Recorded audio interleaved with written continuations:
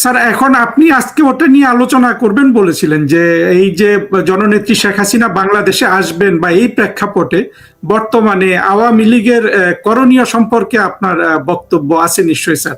যদি আপনার সুখের বিষয় যে মাননীয় প্রধানমন্ত্রী সিদ্ধান্ত নিয়েছেন যে বাংলাদেশে ফিরে আসবেন, ডিসেম্বরের মধ্যেই ফিরে আসবেন। এই সিদ্ধান্ত নেওয়ার ফলে আমার মনে হয় তারিক জিয়া সরকারের এখন ঘুম হারাম হয়ে গেছে। এই জন্যে এটা তো অত্যন্ত বড় বোল্ড সিদ্ধান্ত। এখন তারিক জিয়া সরকারের মূল লক্ষ্য হবে শেখ হাসিনাকে বাঁচায় রাখা। উনি আসলে সসম্মানে তাকে আপনার সুরক্ষা দেওয়া। কারণ হলো যদি তারিক জিয়া সুরক্ষা না দেন তাহলে তারিক জিয়ার আপনার সরকারের স্থায়িত্ব থাকবে না, সরকার উলট পালট হয়ে যাবে, উনি হয়তো সরকার হারাবেন।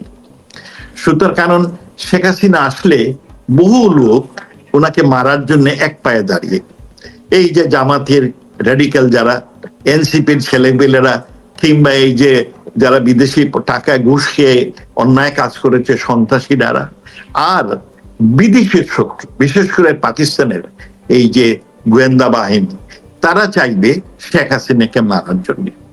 সুতরাং শেখ হাসিনাকে প্রোটেকশন দিতে হবে তারিক জিয়া। কারণ শেখ হাসিনা যদি মারা যান কি জিনিসটা হবে। আমি এক সময় হার্ভার্ড ইনস্টিটিউট অফ ইন্টারন্যাশনাল ডেভেলপমেন্টে যত কাজ করতাম, আমরা পাশের রুমে বসতেন আপনার ফিলিপিনের আপনার অপোজিশন লিডার সিনেটর বেনিঙ্গো অকিনো নিনয়।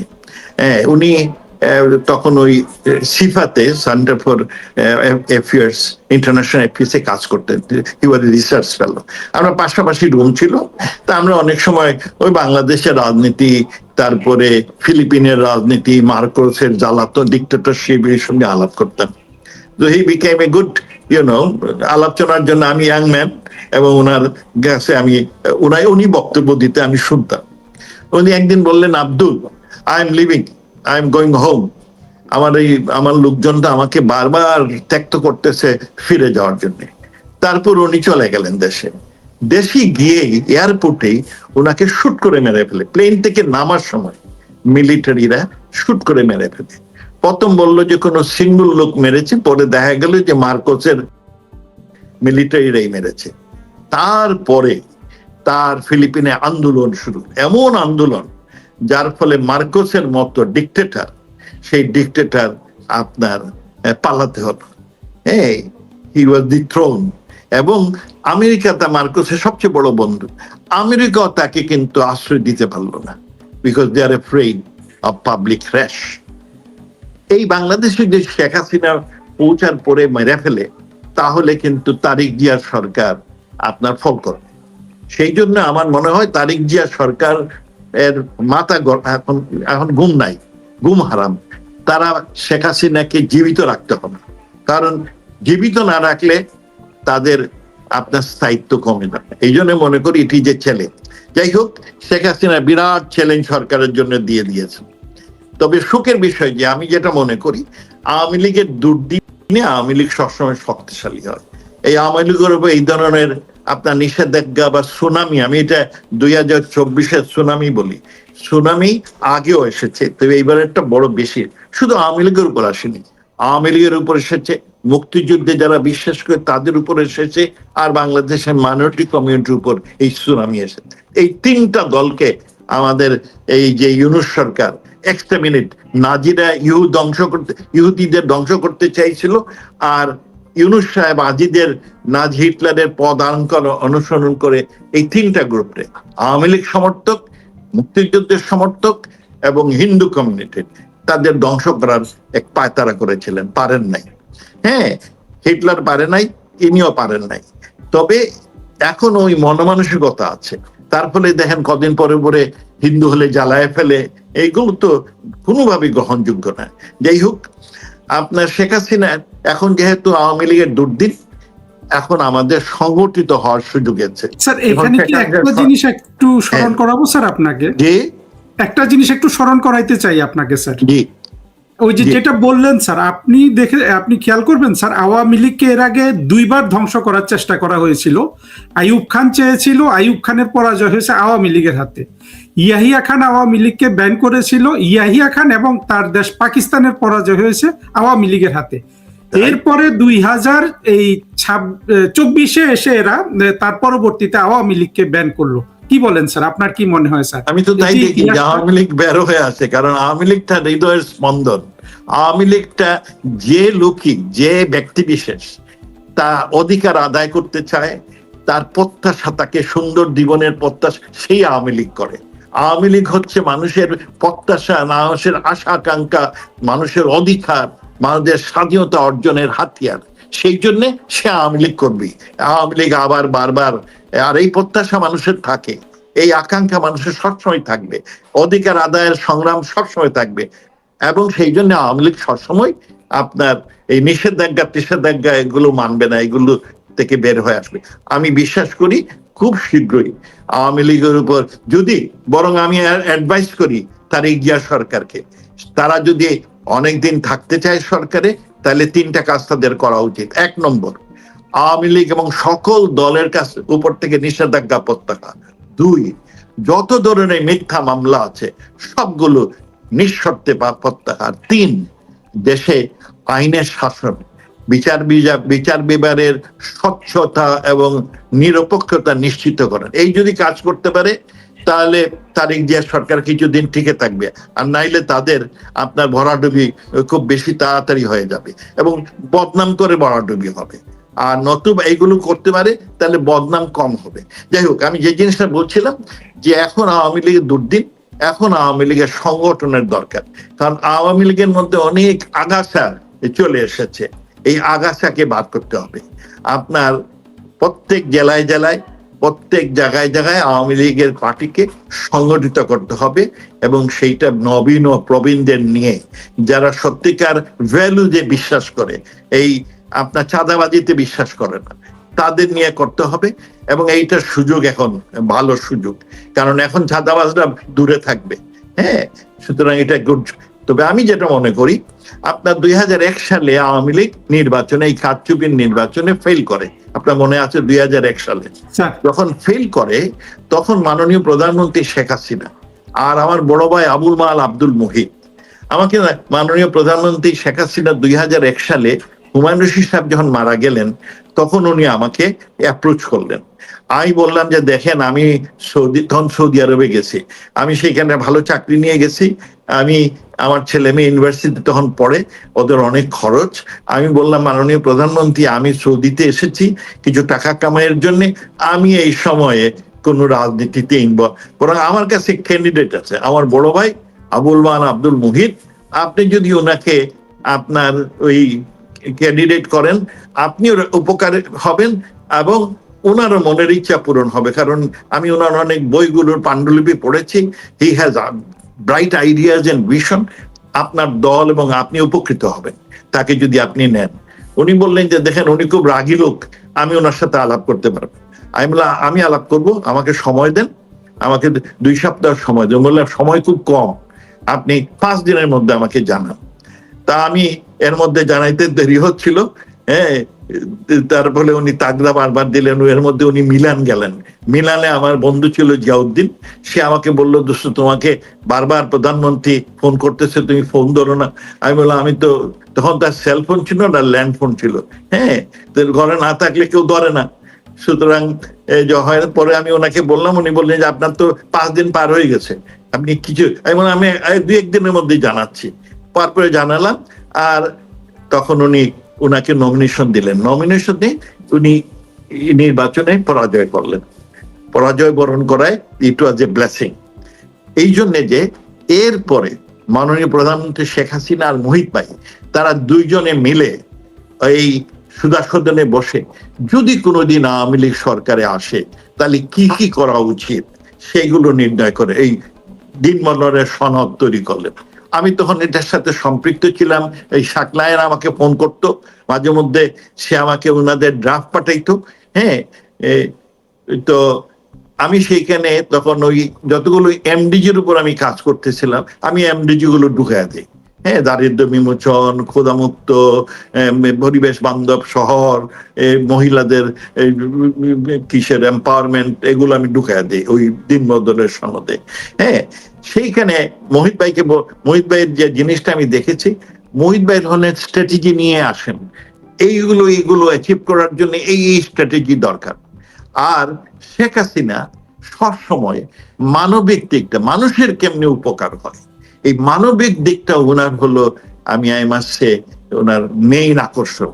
এই দুইজনের সমন্বয়, একজনের আপনার প্রসিডিউরস এন্ড স্ট্র্যাটেজির বুদ্ধি ভাবনা, আর আরেকজনের মানবিক দৃষ্টিকোণ থেকে মানুষের উপকারের জন্য কিভাবে কাজ হয়, এই দুটার সমন্বয়ে দিন বদলের সদর তৈরি হয়।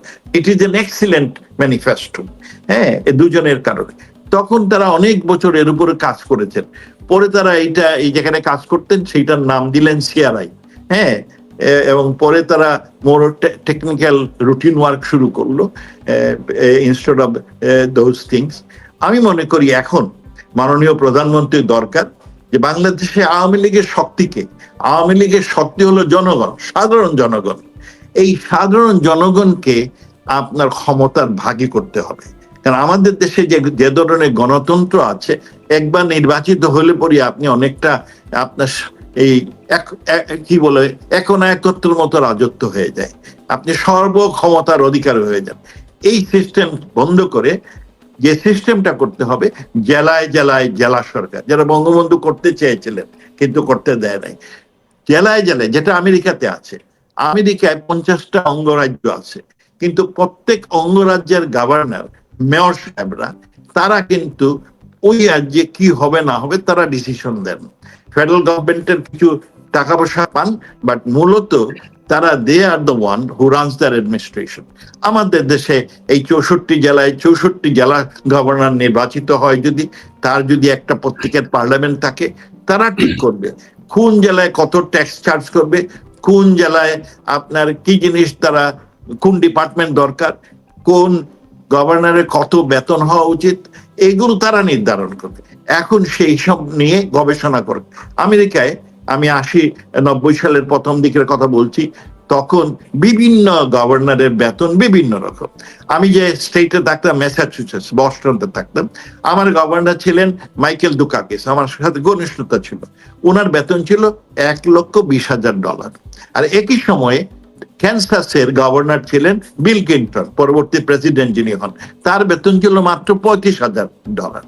ওনার $1,20,000 আর হলো $35,000। আর একই সময় নিউ ইয়র্কের গভর্নর ছিল $189,000। তো আমি জিজ্ঞেস করলাম যে তোমাদের এই বেতন একই রকম, সব গভর্নর তোমরা, কিন্তু বেতন এইরকম কেন? তো বললেন যে ওই স্টেটের রিপ্রেজেন্টেটিভ, ওই তাদের আয়টাই কম, তাই তারা কম প্রিভিলেজ গ্রহণ করে। একইভাবে ম্যাসাচুসেটসের তখন সবচেয়ে বেশি বেতন পেতেন, তিনি হলেন স্কুল সুপারিনটেন্ডেন্ট, উনি সবচেয়ে বেশি বেতন পেতেন। হ্যাঁ, স্টেট এটা ঠিক করে দিয়েছে। আমি মনে করি আমাদের দেশেও, মনে করেন সিলেট এলাকায় পর্যটন শিল্প বড় হতে পারে, ওখানে একটা পর্যটন ডিপার্টমেন্ট থাকতে পারে। হ্যাঁ, হয়তো আপনার অন্য কোনো জেলায় পর্যটন ইজ নট দ্যাট ইম্পর্টেন্ট, ওখানে কোনো পর্যটনের কোনো অফিসারের দরকার, ডিপার্টমেন্ট দরকার নাই। হ্যাঁ, পাটের জন্য হয়তো ফরিদপুর, তার ভালো পাট হয়, সেখানে পাট ডিপার্টমেন্ট থাকে। সিলেটের পাটের কোনো ডিপার্টমেন্ট, মানে প্রত্যেক জেলা অনুযায়ী তারা কি ধরনের ইন্ডাস্ট্রি করবে, কি ধরনের ডিপার্টমেন্ট করবে, তারা ঠিক করবে। আমেরিকায় আপনার বিভিন্ন স্টেট আছে, এক এক স্টেটের লোকেরা ঠিক করে যে এই মনে করেন টয়োটা কোম্পানি, তাকে বলবে আমার স্টেটে যদি তুমি ইনভেস্ট করো, তাহলে আমি তোমাকে এই প্রিভিলেজ দিব, এই ট্যাক্স মাফ করব। এটা একটা কম্পিটিশন। তখন এই কম্পিটিশনের মধ্যে সারা বাংলাদেশে একটা প্রতিযোগিতা। আমার মনে হয় এখন এই আওয়ামী লীগের দুর্দিনে মাননীয় প্রধানমন্ত্রী বসে আমাদের এই জেলায় জেলায় গভর্নর পদ্ধতি চালু করা, এইটা হুকুম দেওয়া হবে না। এটা হুকুম দেওয়ার আগে এইটার উপকারিতা কি, এইটা হলে বেনিফিটটা কি হবে, খারাপ দিকটা কি, এইটা নিয়ে আমাদের বিশদ বিশ্লেষণ, আলোচনা, গবেষণা করা দরকার। তারপরে এই সিস্টেম আমেরিকায় আছে এবং it is working. It is a proven success story in USA. এতগুলো স্টেট এখনো আলাদা হয়ে যায় নাই, এর কারণ হচ্ছে এই তাদের এই স্টেটের রিপাবলিক, প্রত্যেক স্টেটের রিপাবলিক নির্বাচনের মধ্যে তারা সরকার গঠন করে। আমার মনে হয় আমার দেশে এই ধরনের একটা পদ্ধতি চালু করার জন্য মাননীয় প্রধানমন্ত্রী শেখ হাসিনা এই দুর্দিনের সময় এই নিয়ে আলোচনা করা, গবেষণা করা এবং মানুষের কাছে তুলে ধরা, তৃণমূলের কাছে তুলে ধরা যে এই আমি চাই, এইটা আগামীতে আমাদের ম্যানিফেস্টো হবে, এইটার একটা সুযোগ এখন আমাদের। হ্যাঁ, আমি মনে করি এই জন্য আওয়ামী লীগের করণীয় একটি হচ্ছে সংগঠন তৈরি করা, আর 2 নম্বর হচ্ছে একটা ফিলোসফি, জেলায় জেলায় গভর্নর, জেলা পদ্ধতি, নির্বাচিত জেলা গভর্নর নির্বাচনের এই পদ্ধতি চালুর একটা ম্যানিফেস্টো আমাদের তৈরি করা দরকার বলে আমি মনে করি। স্যার, আপনি আসলে যা বলেছেন আমি মনে করি অত্যন্ত গুরুত্বপূর্ণ যে কথাটা বলেছেন, যে এখনই জননেত্রী শেখ হাসিনাকে আবার তার ফিউচার প্ল্যানটা তৈরি করা দরকার, এটা আপনি বলেছেন। এবং এটা থেকেই বোঝা যায় যে আপনি কতটা হোপফুল যে তারেক রহমানের সরকার বা 24-এর এরা যে কত অস্থায়ী, এবং বাংলাদেশের গণমানুষের নেতা শেখ হাসিনার যে দেশে আসা এবং রাষ্ট্র ক্ষমতা দখল, এইটা যে একটুখানি সময়ের ব্যাপার। আপনার কথা থেকে আমি এটাই কনক্লুশন করি। আমি স্যার একটা জিনিস একটু অবজার্ভ করতে চাই। আপনি স্যার যেটা বলেছিলেন যে আমাদের দেশের নির্বাচিত সরকার হোক যেই হোক, সরকার আসলে এরা একনায়কতন্ত্রের দিকে চলে যায়। এটা স্যার একটু ঐতিহাসিক বিষয়টা আপনার থেকে একটু জানতে চাইবো। আমি একটু ইতিহাসটা তুলে ধরি স্যার। আপনি দেখবেন যে বাংলাদেশের গণতান্ত্রিক ইতিহাসে একমাত্র শেখ হাসিনা সংবিধান অনুযায়ী ক্ষমতা ত্যাগ করেছিলেন 2001 সালে, আপনার স্যার শান্তিপূর্ণভাবে, যেভাবে সংবিধানে ছিল সেভাবে।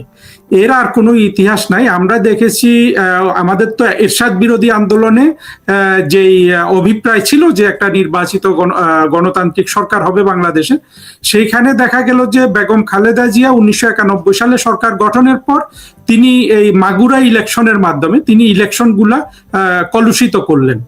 তার পরবর্তীতে আওয়ামী লীগ শেখ হাসিনার নেতৃত্বে গণ আন্দোলন করে 1996 সালে বেগম খালেদা জিয়াকে বাধ্য করলেন যে তত্ত্বাবধায়ক সরকার ব্যবস্থা প্রবর্তন করতে। তারপরে দেখা গেছে যে এই তত্ত্বাবধায়ক সরকারের অধীনে একেবারে যেভাবে ছিল সেইভাবে আপোষে 2001 সালে শেখ হাসিনা ক্ষমতা ছেড়েছেন। বাংলাদেশে এটা একদম ইউনিক। তার পরবর্তীতে তার বিএনপি সরকার এসে দেখা গেল আবার তারা নির্বাচন ম্যানিপুলেট করার চেষ্টা শুরু করছে, ওই যে বিচারপতিদের বয়স বাড়ানোর মধ্য দিয়ে। এরপরে স্যার এখানে আবার 2004 সালের 21 আগস্টের গ্রেনেড হামলা করলো। গ্রেনেড হামলার মাধ্যমে আওয়ামী লীগের পুরা নেতৃবৃন্দকে মেরে ফেলা শেখ হাসিনা সহ যেই আঘাত তারা করলো, সেটা তারা প্রমাণ করেছিল যে এরা বাংলাদেশে আসলে মুক্তিযুদ্ধের পক্ষে শক্তির সাথে বসবাস করতে চায় না। তার পরবর্তীতে কিন্তু শেখ হাসিনার যে ডিসিশনগুলো পরবর্তীতে এগুলো ওইখান থেকে এসছে। কিন্তু আমরা স্যার ওই জিনিস আবারও দেখলাম, শেখ হাসিনা সরকার তো কাউকে নির্মূল করে নাই। আমরা যেটা দেখলাম যে 2024-এ জঙ্গি উত্থানের পর তারা আবার নির্মূলের দিকে গেল। আপনি যেটা বললেন যে হিন্দু পেলে রাস্তায় মেরে ফেলছে, আমরা দেখছি পুড়িয়ে মেরে ফেলেছে। তো মুক্তিযুদ্ধের বিপক্ষে যারা আছে ওরা তো স্যার আমাদের ফিজিক্যাল এক্সটিংশন চায়। আমরা চেয়েছিলাম ওদের সাথে একসাথে বসবাস করতে। তো এই জায়গায় স্যার এই একনায়কতন্ত্র বলেন যেই বলেন স্যার, এইটা কিন্তু আওয়ামী লীগের মধ্যে না। আওয়ামী লীগ কিন্তু সবসময় চেয়েছে যে এই স্বাধীনতা বিরোধীদের সাথে মিলেমিশে থাকার জন্য। আপনার কি স্যার কোনো অবজারভেশন আছে স্যার এই বিষয়টাতে? আমি মনে করি যে বাংলাদেশ আমাদের সকলের, যে বাংলাদেশে বিশ্বাস করে সেটাই তারই বাংলাদেশ, এবং সবাইকে নিয়েই আমাদের দেশ গড়ে তুলতে হবে। তবে এখানে দুষ্ট লোকও আছে, দুষ্ট লোকের তো অবশ্যই শাস্তি দরকার। আর আমি খুব আশাবাদী যে আওয়ামী লীগ আবার ফিরে আসবে। এই জন্য আশাবাদী, প্রথমত আমরা খুব ভাগ্যবান, আল্লাহর মেহেরবান যে শেখ হাসিনা জীবিত আছেন। She is a symbol of democracy, a symbol of আপনার মানবিক দিকটা সবচেয়ে বড় প্রতিভূ। উনি জীবিত আছেন, এটা আমার খুব বড় আশা। আর উনি জীবিত থাকলে আপনার আওয়ামী লীগের ফিরে আসার সম্ভাবনা খুব বেশি। তো ইট ইজ গুড থিং। আর আওয়ামী লীগ ফিরে আসলেও আমি যেটা মনে করি, আপনি ঠিকই বলেছেন যে বাংলাদেশের আওয়ামী লীগ হলে পরে একটা নিয়মতান্ত্রিক সাংবাদিক নিয়মের সরকার পরিবর্তন হয়েছে 2001 সালে। আপনার একমাত্র উদাহরণ যে নির্বাচনের পরে আপনার সরকার পরিবর্তন হয়েছে, কিন্তু বাকি সময়গুলোতে একটা অ্যাব্রাপ্ট সিচুয়েশন। এই অ্যাব্রাপ্ট সিচুয়েশন ওগুলো বন্ধ করার জন্য আমার দরকার যে ওই একনায়কত্বের অবস্থা। বাংলাদেশে যেই সরকার গঠন করে এই খয়ের খার্জার জ্বালায় তিনি একনায়ক হয়ে ওঠেন। এই অবস্থার পরিবর্তন করতে হলে আমাকে শাসনতন্ত্র মেনে চলতে হবে, আর আমার প্রশাসনিক এবং রাষ্ট্রীয় কাঠামোর একটা পরিবর্তন দরকার। সেই জেলায় জেলায় জেলা সরকার হলে আমি মনে করি প্রত্যেক বিভিন্ন জেলায় বিভিন্ন লোক নির্বাচিত হবে এবং তারা দেশটা শাসন করবে। তখন এই যে ডিসির আর কমিশনারের কথায় দেশ চলবে না। এরা তো extension of centralisation of authority. আমি চাই ডিভলভিং টাইপ অফ অ্যাডমিনিস্ট্রেটিভ স্ট্রাকচার। তাহলে আমার মনে হয় এই একনায়কত্ব বা স্বৈরতন্ত্র মাথা ছাড়া দিয়ে উঠবে না, এবং সেই জন্যই প্রয়োজন আমার একটা বিরাট রকমের কাঠামোগত পরিবর্তন। সেটাই আমি মনে করি, এবং সে আমার বুদ্ধিতে এটা আমি সেটা মনে করি। আমি মনে করি অন্যদের সাথে আলাপ করে এইটাকে আরো পরিপক্কতা অর্জন করে জনগণই তখন চাইবে যে আমরা জেলায় জেলায় জেলা সরকার ব্যবস্থা চাই। আমি ইম্পোজ করতে চাই না, আমি জনগণের মধ্য থেকে আন্দোলনের মাধ্যমে সেটা গ্রহণ করতে চাই। এবং এই জন্যই আমি চাই এই মুহূর্তে আমাদের এই ইস্যুটা আপনার বড় করে তোলা দরকার, জনগণকে সম্পৃক্ত করার জন্য আমার দলে ঘোরানোর নিয়ে আসার জন্য এটা খুব প্রয়োজন বলে আমি মনে করি। তবে আমার বিশ্বাস যে আওয়ামী লীগ ফিরে আসবে, কারণ হলো এরা আওয়ামী লীগ হচ্ছে মানুষের অধিকারের হাতিয়ার, সেই জন্য এটা ফিরে আসবে। স্যার ওই জিনিসটা তাহলে কি বলবেন? আমরা দেখলাম যে 2024-এর এই যে চরমপন্থার উত্থান হলো স্যার, সেখানে দেখা গেল যে ওরা বলল যে ওরা চাকরিতে ন্যায় বিচার অর্থাৎ কোটা তুলে দিবে, কোটা আসলে ছিলই না। পরে বলল বৈষম্য দূর করবে, তারপরে বৈষম্য করতেছে, ওরাই তো সব অন্যায় অবিচারটা বেশি করতেছে।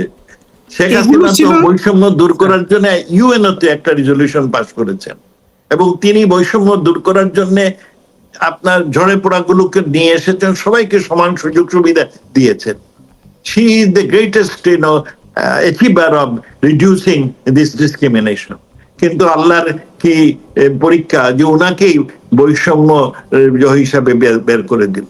উনি বৈষম্য বিরোধীর সবচেয়ে বড় আপনার নায়ক, কিন্তু তাকেই আপনার বৈষম্যকারী বলে মানে মিথ্যা অপবাদ দিল।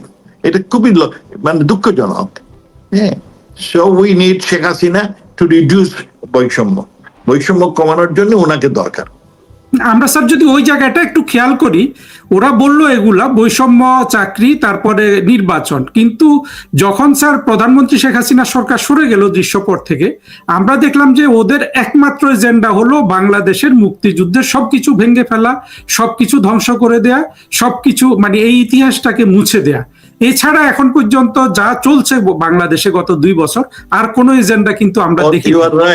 আমার প্রশ্নটা স্যার কাইন্ডলি যদি একটু অ্যালাউ করেন। ইউ আর রাইট, ওদের একমাত্র উদ্দেশ্য মুক্তিযুদ্ধের সব স্মৃতি ধ্বংস করা। বঙ্গবন্ধু এই জন্যই 32 আক্রমণ, এই জন্য বঙ্গবন্ধুর সব ছবি এবং এই যেগুলো নষ্ট করা। আওয়ামী লীগের ইতিহাস তো বাংলাদেশের স্বাধীনতার ইতিহাস।